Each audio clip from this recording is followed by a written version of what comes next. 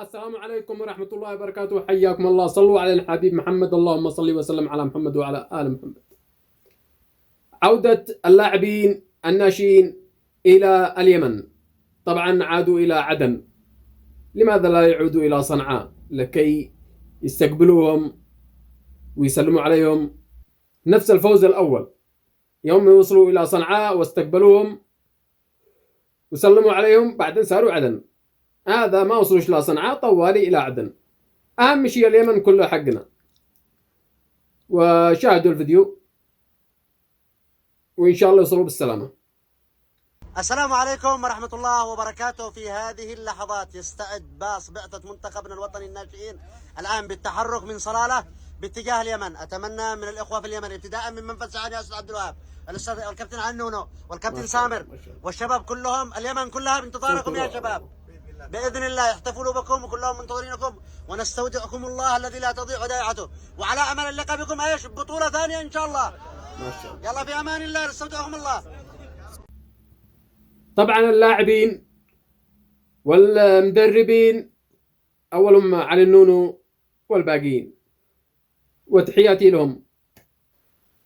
هذا الفيديو الثاني عن شخص سعودي فرح اليمن ويمدح اليمن بالفوز في كأس قرب آسيا. اليمنيين والسعوديين عينين في رأس واحد.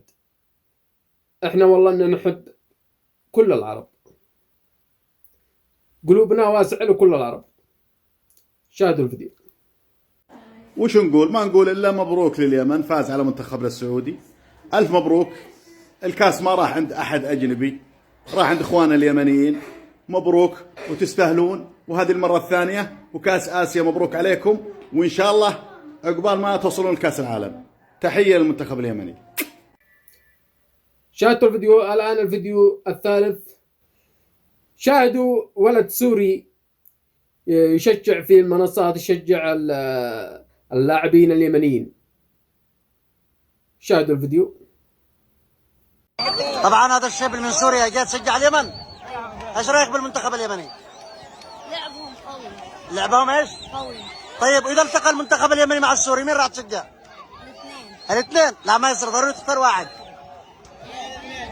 حبيبي ابن سوريا، حبيبي شرفتنا ونورتنا. وتحياتي للسوريين والعراقيين وكل الدول العربية على رؤوسنا والله. الفيديو الأخير عن الفنان بائع الماء عمرو أحمد.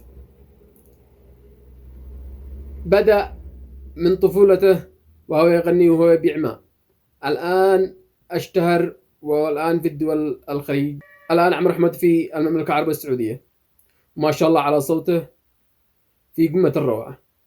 شاهدوا الفيديو. ولا شيء يا عيني مبلاني راجي، هيا بصرت كيف انت تحرمني رقادي، هيا بصرت كيف انت تحرمني رقادي، ماشي ما قطع ولا شيء، جيبز الشلات